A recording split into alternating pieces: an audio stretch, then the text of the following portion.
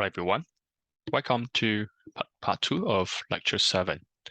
So in this part, we're going to cover a few things. One is the derivative, the first derivative on the functional directionality.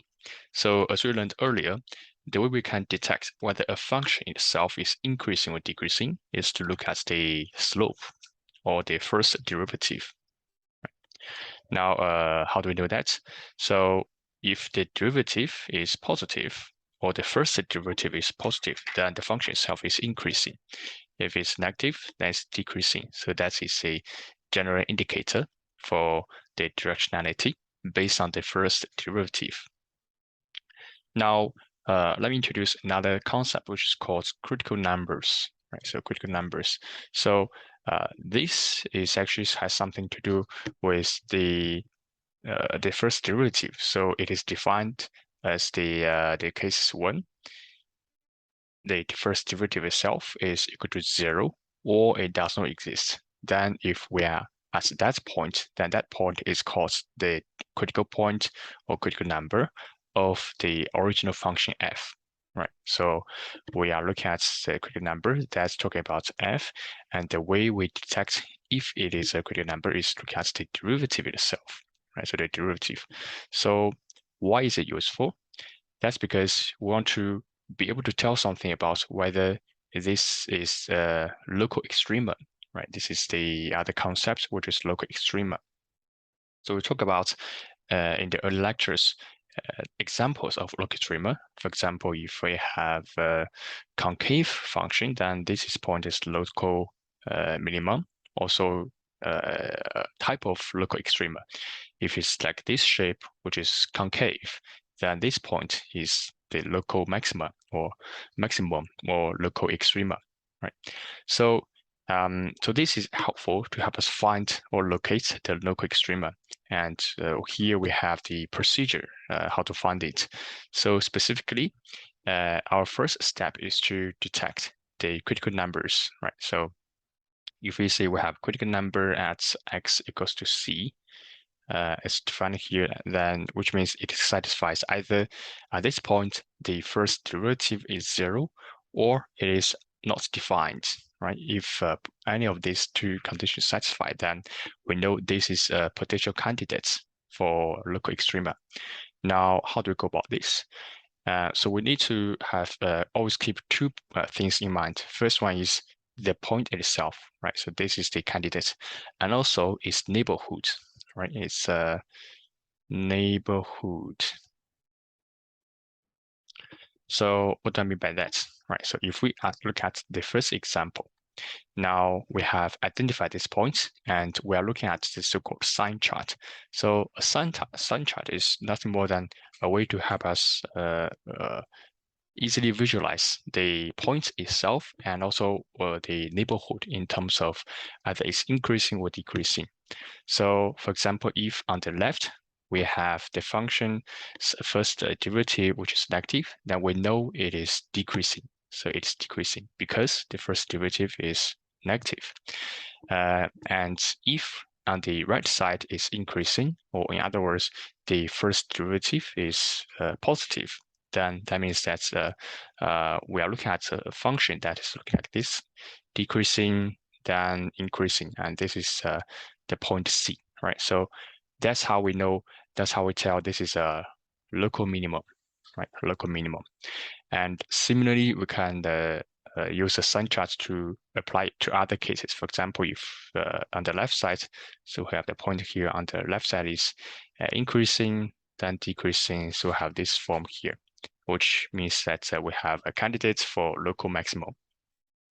So doing the sign chart, using the sign chart method, help us to determine whether this is a minimum or a local minimum or local maximum, or not even a local extrema, right? So what are the cases? For example, if we have identified this point and both cases are increasing, so it could be something like increasing to the point here, which is derivative equals to 0, right? Flat, and then keeps increasing, right? So this is example where it may not be a local extrema, so that's why it's called a local. It's just a candidate, but we still need to identify its neighborhood. Similarly, if we have a decreasing, then this point just flat and then continue to decrease. So this is another example. All right, so this slide contains more examples. Again, on the left is decreasing, so that's why it's the first plots here we have the candidates, and then we look at the left side, right side, decreasing, increasing. That is a local minimum, and the second case is local maximum. Again, center, and then on the left, the right, and then that's where we are able to tell what is minimum or the maximum.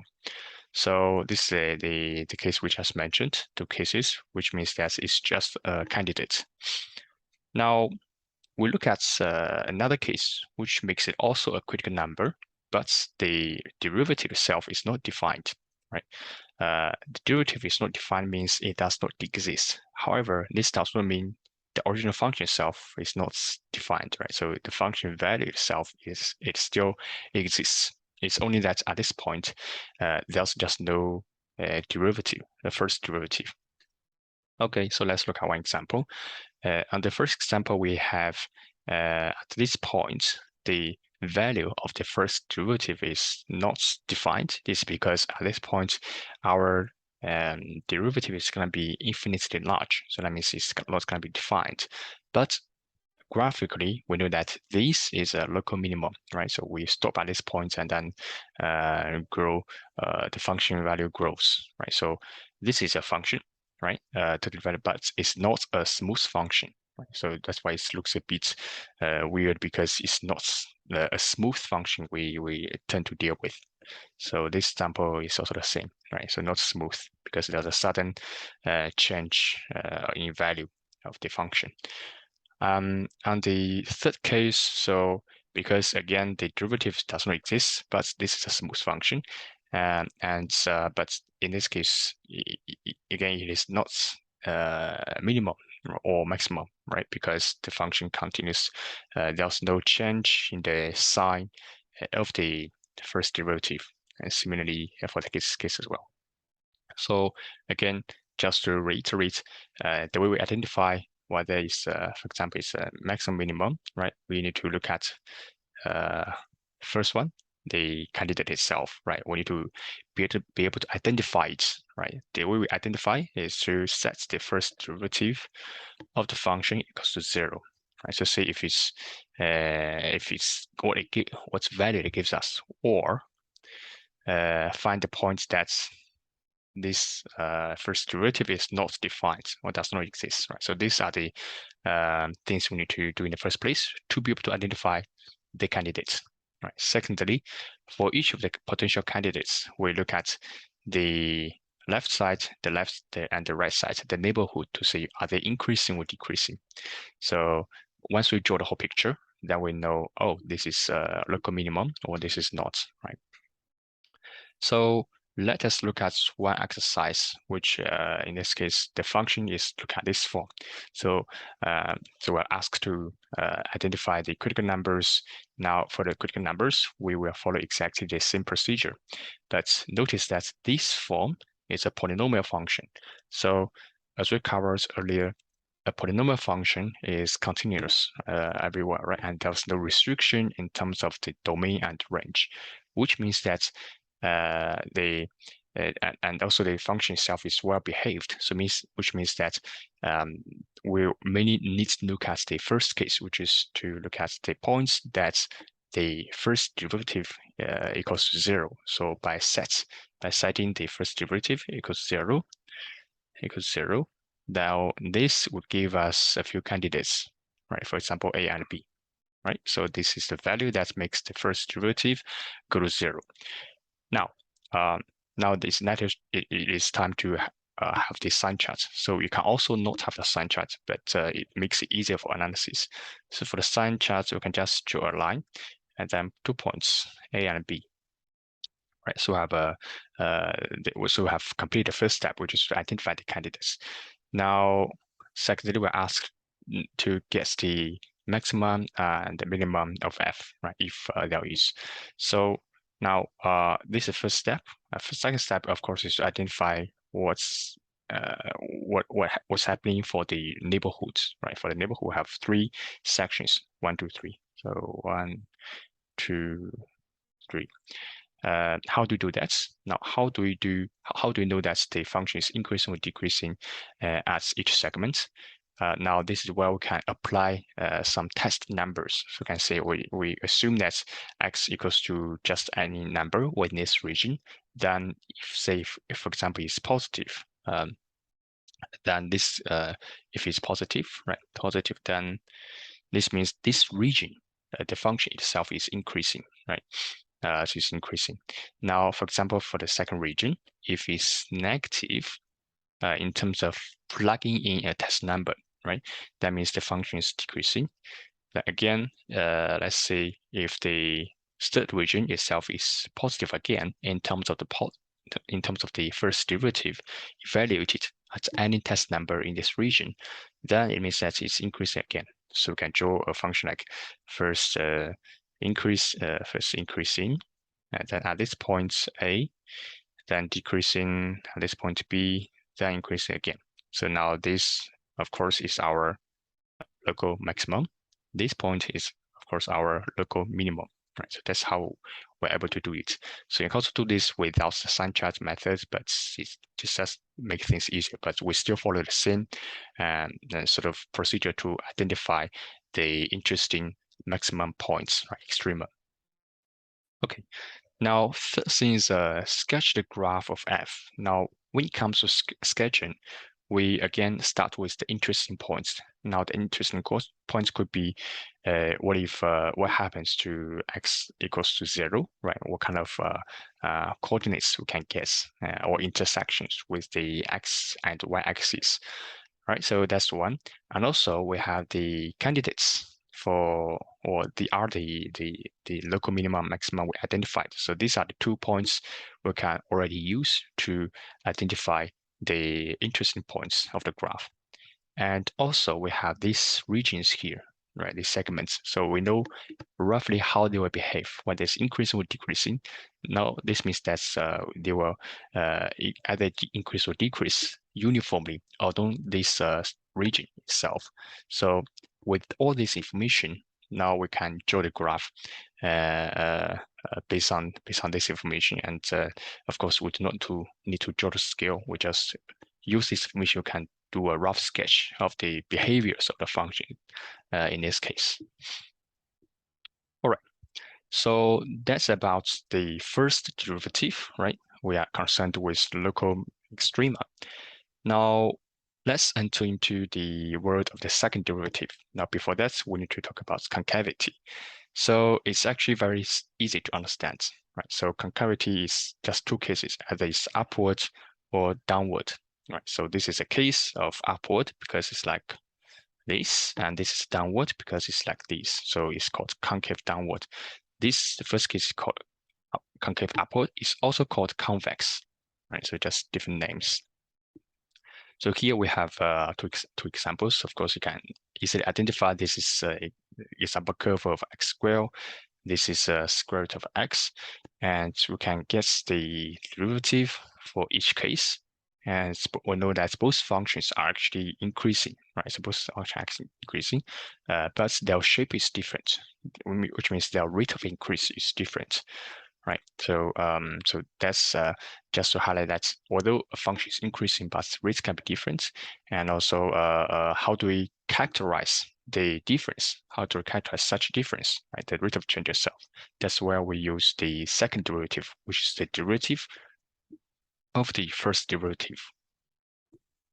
So now, so just to formalize a bit, so the second derivative is used to determine if the first derivative, f prime of x, is itself increasing or decreasing, right? Increasing or decreasing. So let's look at the definition itself. So we can express as double prime f double prime, or express this form or this form. So all of this works. Now, calculating the second derivative is very straightforward. We just carry forward the operation exactly one more time. right? So we have the first derivative and we have second derivative here. So in this case, we have when f equals to x squared, then the first derivative and the second derivative gives us a constant number 2, right? So that means that is the derivative of the rate of change for f, right? And if we do the same calculations, then we know that here this is the original function. This is the first derivative, and this is second derivative. So it's not a constant, right? So which means that the second derivative itself may be very different depending on the function itself.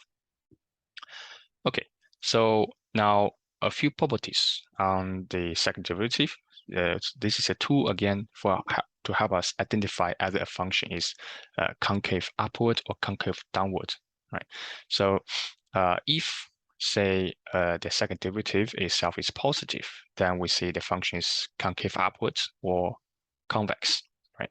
So if it is decreasing, if it's negative, right? So the second derivative is negative, then it's concave downwards, or sometimes we just say concave, right? So so this is again another tool to help us detect whether it's facing upwards or downwards.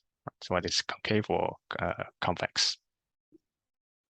Okay, so why is it useful, right? Why do we talk about second derivative? Now, that's one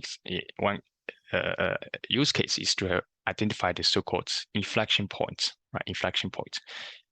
So this is another sort of concept, right? We use we call to be able to say something about the properties of the function, right? So in this case, if you look at this case, right? So we define these points as inflection points. So without this concept, it's a bit difficult to describe, whether sudden change at this point. Now, this change is called inflection point. So how do we know it is an inflection point, right? So this is what I can do. So there's a condition. If the point here is inflection point, right, then the C is actually a partition number for f double prime. So this means is that we need to look at the partition number for the second derivative of f. So recall that what is a partition number? Right? Partition number is a number that makes the function itself. So if we see C is a partition number for f, right? C is a partition number for f, then when x equals c at this point, the value is going to be 0, right? Or undefined, not defined, right? So that's called a partition number. Basically, it's a number that partitions the function itself, which makes it either 0 or undefined. Okay, so in this case, let's look at examples. First one is, again, this is the example we looked at. So at this point, we know that this is the partition number for f. So again, we identify the same procedure. We then identify the candidate inflection point, which is the criteria. So the criteria we use is to set this one to 0, right? That's why we call it a quick partition number, because we want to say which one's partition number. Then we just set the second derivative to 0, see which value it gives us. In this case, say it gives us x equal to c, right? So this is the point we look at. And also we need to look at the neighborhood, right? Same procedure. Neighborhood means, for example, the left is positive and the right is negative. So positive, based on this rule we have, positive is going to be convex. So something like this is a shape. Negative, and this is a shape. So we know roughly the shape is going to be. And also we have the point here. Then this point itself is an inflection point, right? Just to note that this is the case where the first derivative itself is positive, right? So at this specific point, the derivative itself is positive. Now, there's also other cases in terms of inflection point. So the derivative again is negative, and also the second derivative at this point, right? At this point is equal to 0. is an inflection point. Why it inflects? Because it changes from being concave to convex, right? So this is a concave to convex. That's why we call it inflection point. And the third case, so at this point, right, we have both first derivative equals 0, and again second derivative also equals 0. And also here we have the convex becomes concave. So this is also an inflection point. There's another case. So again, this is just show different examples of having an inflection points on different type of graphs. So here, the first derivative is not defined. However, can still have a inflection point which turns from concave to convex, right? As we go from left to right. Okay, so now again, procedure to test inflection point. Similar procedure. We state the extrema.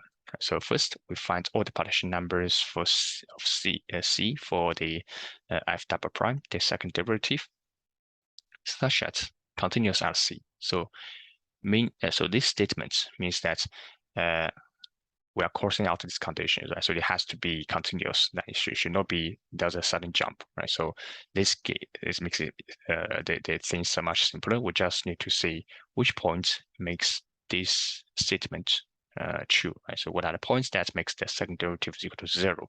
So first, identify the candidates. Then construct the sign chart, right? So that's where we look at the neighborhood around the point to see whether it's increasing or decreasing, whether it's convex or concave, right? So, so with this knowledge, then we know that if it changes sign, right? If it changes sign, then there is an inflection point. If it does not change sign, then there's no inflection point as these candidates. So again, that's using the same procedure, but now in this case, we're looking at inflection point, and so we are evaluating the points and also the neighborhood in terms of their concavity.